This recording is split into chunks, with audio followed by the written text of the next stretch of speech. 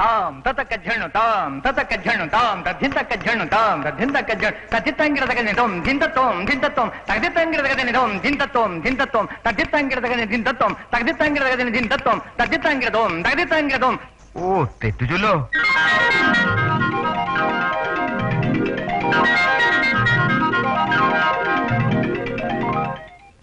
ഗണപതി പാദം തുണയായി വരണം, നർത്തന മണ്ഡപമുണരീണം,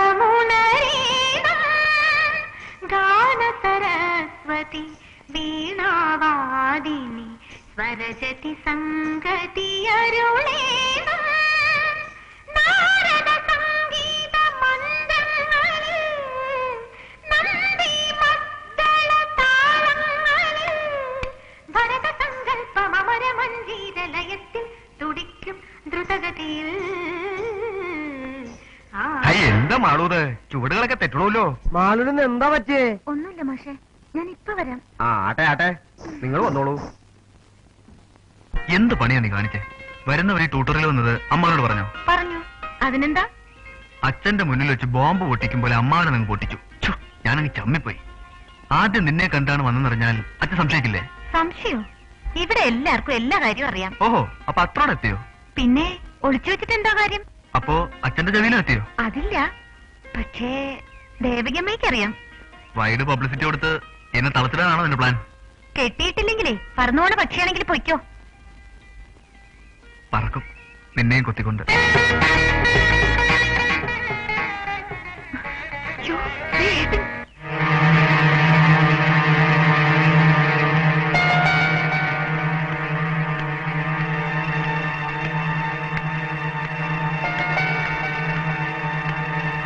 അച്യുതൻ കുട്ടി എവിടെയാണെന്ന് വെച്ച് നാവെടുത്തേ ഉള്ളൂ. 100 ആയിസ. അങ്ങനെ പെട്ടെന്നൊന്നും പോയില്ല. നീ വന്നോന്ന് കവലയെ വെച്ച് ഞാൻ അറിഞ്ഞു. നേരെ അക്കരയ്ക്ക് വിട്ടു. പെട്ടിയിൽ വല്ലതും ഉണ്ടെങ്കിൽ ഒന്ന് കൂടിയേക്കാന്ന് കരുതി. പെട്ടെന്നായതുകൊണ്ട് ഒന്നും വാങ്ങാൻ നേരം കിട്ടില്ല. അല്ലെങ്കിൽ ഡോക്ടർമാരൊക്കെ അങ്ങനെയാ. നീ എന്താ ഇവിടെ? അല്ല, ചന്ദ്രേട്ടൻ വന്നപ്പോ. ശരി, ഞാനവിടെ കയറ്.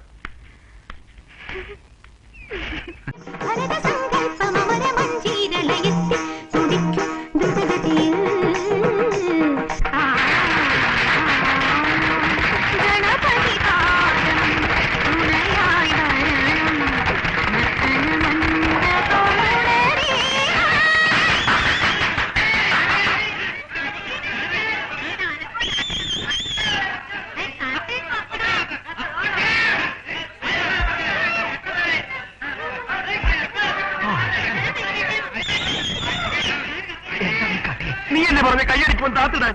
പൊക്ക പൊക്ക. ഏയ് വേണ്ട, താക്ക താക്ക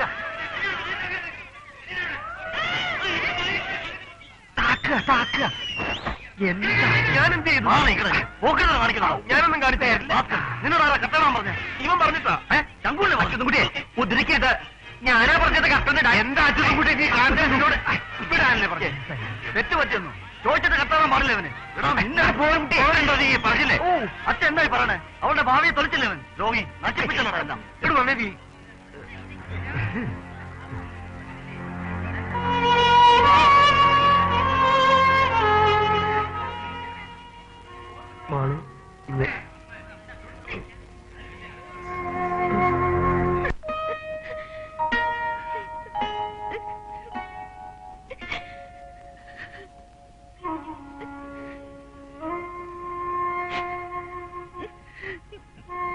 ഇനി കരഞ്ഞിട്ട് എന്താ കാര്യം? നടന്നു. അപ്പൂട്ടൻ മനഃപൂർവ്വം ചെയ്തല്ലോ. നിനക്കത് പറയാം. അവളുടെ അരങ്ങേറ്റം അലങ്കോലായത്. മോനെയും കൊണ്ട് അച്ഛൻ പോകുന്ന വാശി പിടിച്ചപ്പോഴേ ഞാൻ കരുതിയതാ എന്തെങ്കിലുമൊക്കെ സംഭവിക്കുമെന്ന്. ഓ, ഇനി അമ്മയുടെ വാ വേറെ. കാശുമാരാണ് തോന്നുന്നു. ഞാൻ നോക്കിട്ട് വരാം.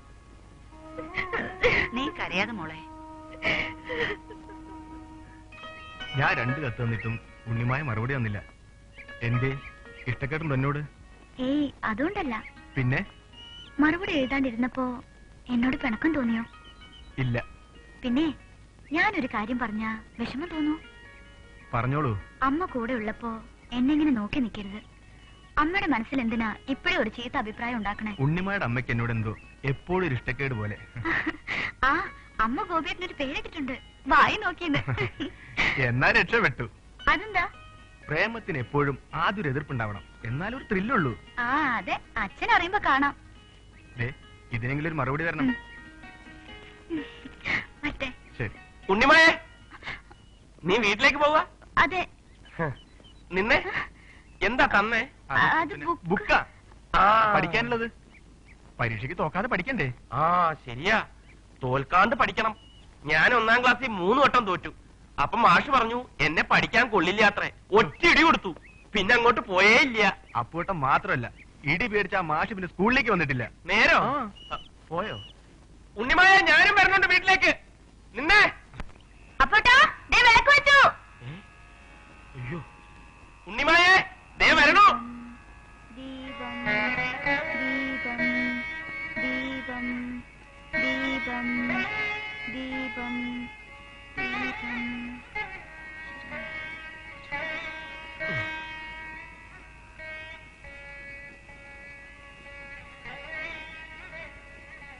രാമ രാമ രാമ രാമ രാമ രാമ ഭാഗ്യമാം രാമപാദം ചേരണേ മുകുന്ദ രാമ ഭാഗ്യമാം. രാമ രാമ രാമ രാമ രാമ രാമ ഭാഗ്യമാം രാമപാദം ചേരണേ മുകുന്ദ രാമ.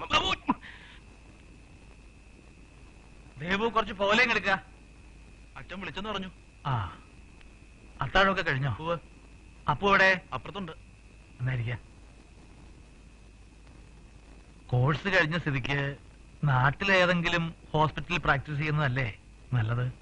ഇല്ല ചാ, ഞങ്ങളുടെ ബാച്ചുള്ള 8 പേര് ടെസ്റ്റ് എഴുതി. അതിൽ എനിക്കും ഒരു സൈമൺ വർഗീസിന് മാത്രമേ MTക്ക് സെലക്ഷൻ കിട്ടിയിട്ടുള്ളൂ.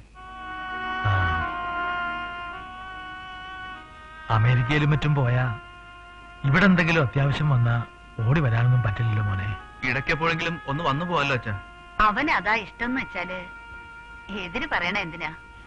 ഇതിന് പറഞ്ഞതല്ല,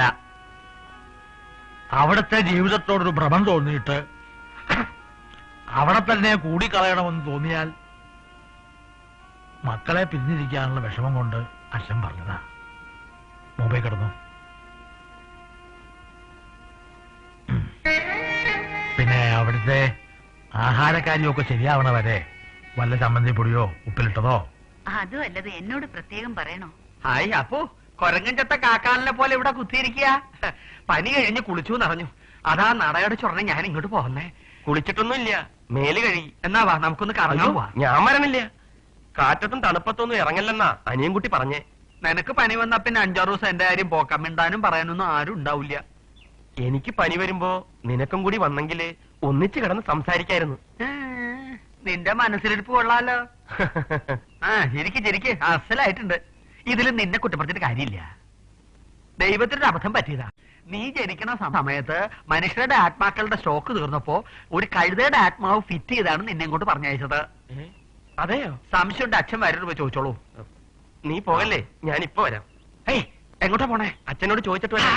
അബദ്ധം പറയല്ലേ, ഇങ്ങോട്ട് വന്നേ. കഴുതയുടെ ആത്മാവ് നിനക്കല്ല, എനിക്കാ ഫിറ്റ് ചെയ്ത് തന്നെ. ആണോ?